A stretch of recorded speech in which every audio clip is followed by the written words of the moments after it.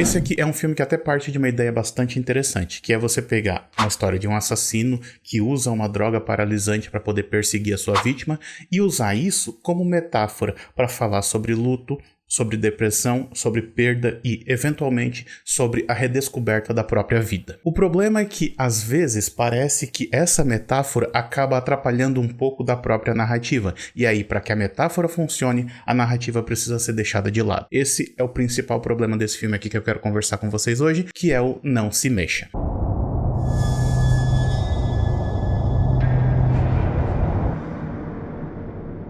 Olá pessoal, sejam muito bem-vindos a mais um vídeo aqui do canal 7 Marte. Eu sou o Daniel e no vídeo de hoje eu quero conversar um pouquinho com vocês sobre Não Se Mexa, que é um thriller que foi lançado recentemente na Netflix. O filme foi dirigido pela dupla Brian Neto e Adam Schindler, que anteriormente tinham feito um filme de terror chamado Delivery, que eu lembro que eu vi, mas eu não lembro se eu gostei. E esse novo trabalho deles acompanha a personagem da Iris, interpretada pela Kelsey Asbile, da série Yellowstone. Ela é uma mulher que está sofrendo muito, que está em luto, porque ela perdeu recentemente o filho dela em um acidente enquanto ela acampava. O que aconteceu foi que o filho dela, enquanto eles estavam acampando, acabou caindo de um precipício. E aí, quando o filme começa, ela vai até o local, ou seja, até esse precipício, com o intuito de se jogar de lá também. A vida dela perdeu todo o sentido. Só que bem na hora que ela ia se jogar, aparece um cara, que é interpretado pelo Finn Wittrock, que começa a conversar com ela. E o que é mais interessante a respeito desse diálogo dos dois é que ele não necessariamente fica tentando convencer ela a não se jogar. Ele só começa a conversar com ela, ele começa a falar mais sobre os problemas dele do que sobre os problemas dela. Mas é essa conversa que acaba convencendo ela a não pular. E aí os dois acabam voltando pro estacionamento onde ela deixou o carro dela e ele deixou o carro dele. E é lá, no estacionamento, que ele acaba revelando a sua verdadeira identidade, digamos assim, porque ele revela que ele é, na verdade, um assassino serial. Ele parte para cima dela, ela se defende, os dois brigam e ela acaba conseguindo fugir.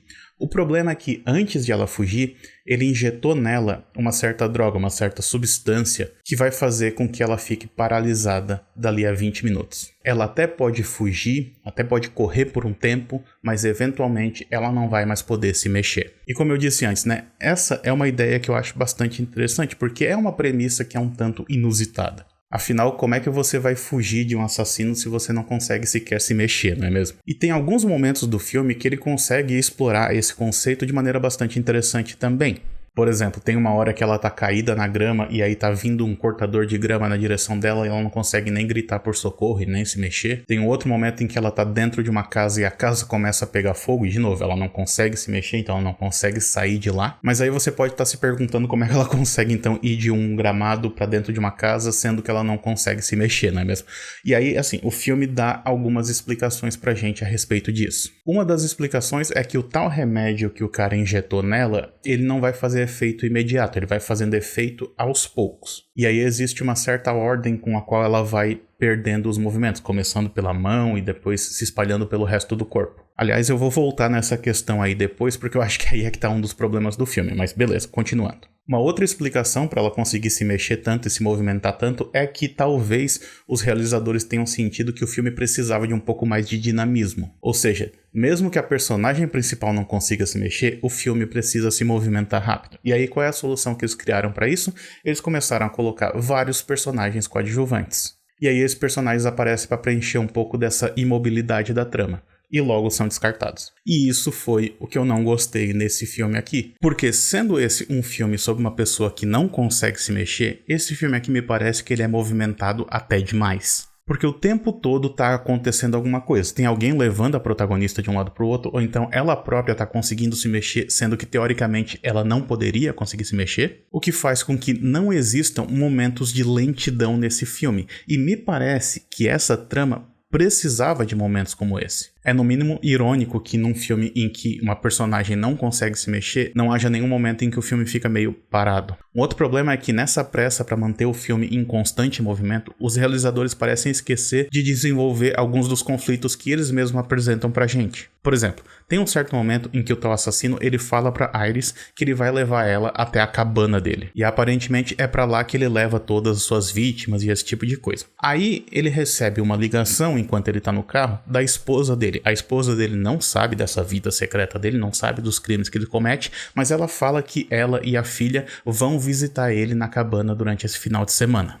Ou seja, o filme tá apresentando pra gente um possível conflito que ele não desenvolve. Porque o fato da gente ter recebido a notícia de que a esposa do cara vai visitar ele durante o final de semana meio que não influencia em nada, porque poderia ter sido qualquer outra coisa, poderia ter sido que ele já não planejava levar ela pra cabana pra início de conversa, sabe? A única coisa que essa informação faz é fazer com que o assassino meio que acelere os seus planos, mas tipo assim, meio que nada muda, porque tudo poderia ter acontecido meio que da mesma maneira caso ele não tivesse recebido aquela ligação. A única diferença é que ele tinha dito pra Iris que ele ia passar o final de semana inteiro com ela, e aí depois ele eventualmente levaria ela até um lago onde ele ia descartar o corpo dela. E a única coisa que essa ligação faz é fazer com que ele leve ela pro lago mais cedo, ou seja, pro lugar aonde ele já ia levar ela de qualquer maneira. E ao mesmo tempo, ao filme fazer isso, ele acaba, na minha opinião, descartando um possível conflito que seria muito mais interessante de eu ver sendo desenvolvido, que é a relação do cara com a esposa e o cara tentando esconder o fato de que ele tem uma vítima ali paralisada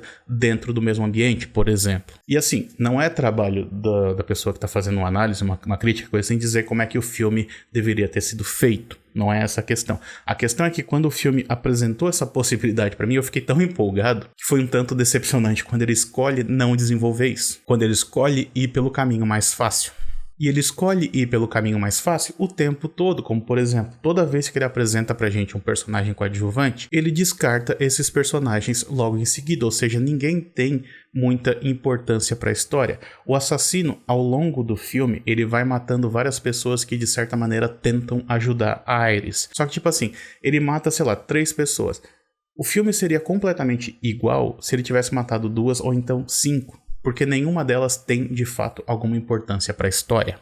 E tudo isso, todos esses problemas que eu mencionei, eles acabam enfraquecendo a temática principal do filme, que é aquilo que eu disse lá no início, que é o que eu considerei mais interessante. Porque, no fundo, esse aqui é um filme que está falando sobre luto e sobre como nós lidamos ou não conseguimos lidar com isso. Logo no início do filme, a primeira cena mostra a Iris deitada, imóvel, na sua própria cama. Isso serve primeiro como um prelúdio para aquilo que vai vir a acontecer depois, só que também serve para mostrar o estado de espírito dela naquele momento. Ela já estava se sentindo paralisada mesmo antes de ter sido injetada com uma substância paralisante. Da mesma maneira, ela já estava contemplando a própria morte mesmo antes de passar a ser perseguida por um assassino. E aí, tudo que o filme vai mostrar pra gente dali em diante serve para reforçar esse sentimento da protagonista. Até mesmo o fato dela não conseguir se mexer ao longo do filme também serve como metáfora para o sentimento dela. Porque ela se culpa por não ter conseguido salvar o próprio filho, ela se culpa por não ter se mexido a tempo.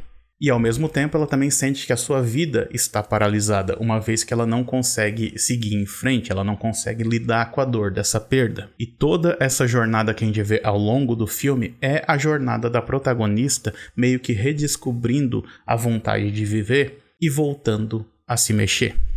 Então, como metáfora para o luto, isso funciona muito bem. O problema é que parece que o filme não consegue combinar a metáfora com a trama que ele está desenvolvendo. Aquilo que acontece no filme e aquilo que o filme quer dizer são duas coisas diferentes. Porque sim, como eu disse antes, o fato dela não conseguir se mexer é uma metáfora para aquilo que ela está sentindo naquele momento, mas também é um elemento da trama. E às vezes parece que o filme esquece dessa proposta para poder fazer valer da sua metáfora. Porque a protagonista parece que só fica totalmente imóvel quando isso é necessário para a trama. Quando é preciso que ela se mexa, por mais que isso não faça sentido dentro da própria trama. E aí, ao longo do filme, a gente vê ela, por exemplo, conseguindo mexer os dedos, sendo que, teoricamente, ela não conseguiria mexer os dedos porque foi a primeira coisa que paralisou.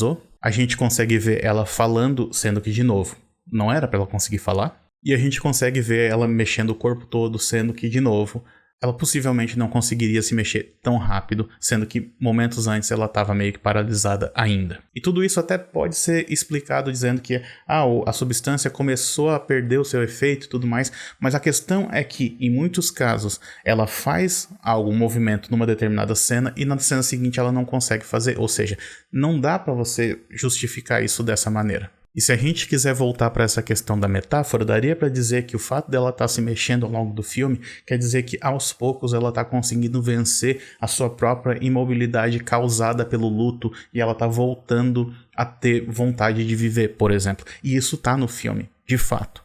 A questão é que A lógica que o próprio filme estabelece em relação à trama que ele está contando, isso sim me parece falhar em diversos momentos. E aí parece que falta um planejamento para conseguir encaixar a metáfora dentro da narrativa. Mas eu preciso dizer que apesar de tudo isso, eu ainda consegui me divertir bastante com esse filme aqui, principalmente por conta da atuação do Finn Wittrock, porque eu fiquei com a impressão de que ele se divertiu bastante no papel do assassino. E é interessante notar como que ele começa o filme sendo esse sujeito bastante metódico e o quanto que isso vai se perdendo ao longo do filme. E aí mais pro final do filme ele parece ser movido por puro desespero e despreparo.